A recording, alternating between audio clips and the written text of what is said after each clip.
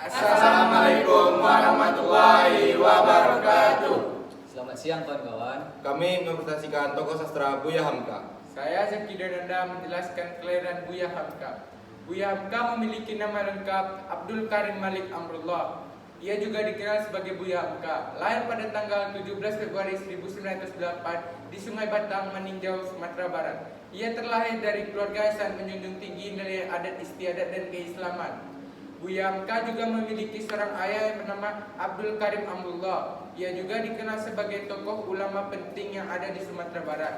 Dan Buya Hamka juga memiliki seorang ibu yang bernama Siti Saidah. Ia juga berperan penting dalam proses pengembangan moral dan kepribadian Buya Hamka.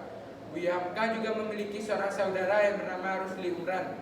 Ia juga berperan penting dalam berjuang ke Islam di Sumatera Barat. Buya Hamka juga memiliki seorang teman yang bernama Muhammad Yamin. Ia juga dikenal sebagai tokoh pejuang kemerdekaan Islam.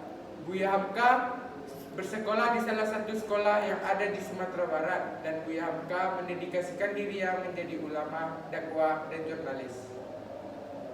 Perkenalkan, saya Garfi Pradeksan menjelaskan pendidikan Buya Hamka. Semasa kecilnya Buya Hamka tumbuh dengan didikan agama Islam. Pada usia 6 tahun, Buya Hamka diajak oleh ayahnya untuk pindah ke Padang Panjang. Dan di usia 7 tahun, Buya Hamka dimasukkan sekolah oleh ayahnya ke sekolah desa. Menginjak usia remaja, yaitu usia 16 tahun, Buya Hamka memutuskan untuk merantau ke Yogyakarta untuk menambah kecakrawalan ilmunya. Ia juga menjadi ketua MUI pertama pada tahun 1975 sampai ia wafat, yaitu 1981. Merasa sudah cukup dengan keilmuan yang dimilikinya, Buya Hamka kembali ke Padang Panjang pada tahun 1925 untuk mengurus Persyarikatan Muhammadiyah. Namun karena belum memiliki gelar diploma, Buya Hamka melanjutkan pendidikan bahasa Arab dan pengajian Islam pada Februari 1927 selama 7 bulan. Saya Ali Begisya menjelaskan karya Buya Hamka. Yang pertama ada membuat artikel di majalah. Pulang dari Mekah, ia aktif menulis cerita dan artikel majalah Berita Andalas Medan, Sumatera Utara. Yang kedua ada menjadi ketua yayasan.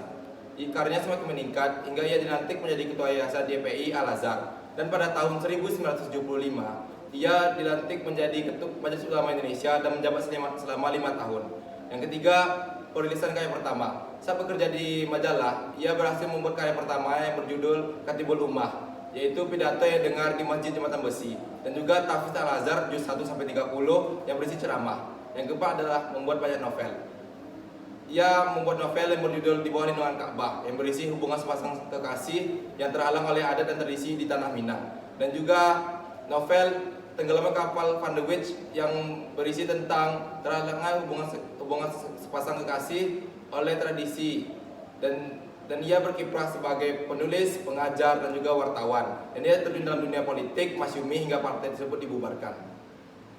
Perkenalkan, saya Salsabila Nursekonolani menjelaskan prestasi dan karya Buya Hamka.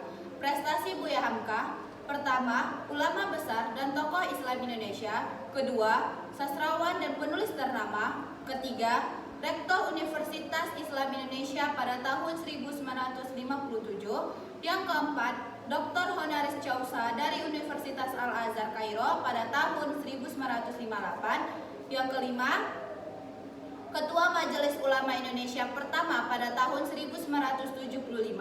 Karya Buya Hamka: pertama, Tafsir Al-Azhar. Kedua, Di Bawah Lindungan Ka'bah diterbitkan pada tahun 1938. Yang ketiga, Merantau ke Delhi diterbitkan pada tahun 1939. Yang keempat, Tenggelamnya Kapal Van der Witch, filmnya diterbitkan pada tahun 2013. Yang kelima, Di Tepi Sungai Dajlah diterbitkan pada tahun 2019. Saya Iska Richard menjelaskan wafatnya Buya Hamka. Buya Hamka wafat pada tanggal 24 Juli tahun 1981 di Jakarta pada usia 73 tahun. Hamka wafat akibat gangguan kesehatan yang dialami setelah sekian lama. Kepergian Hamka meninggalkan duka mendalam bagi bangsa Indonesia, terkhususnya bagi umat Islam. Hamka dikenang sebagai pengabdi yang tulus dan kebenaran akan meninggalkan warisan yang ditinggalkannya setelah walaupun meski raga telah tiada. Sekian dari kami, terima kasih.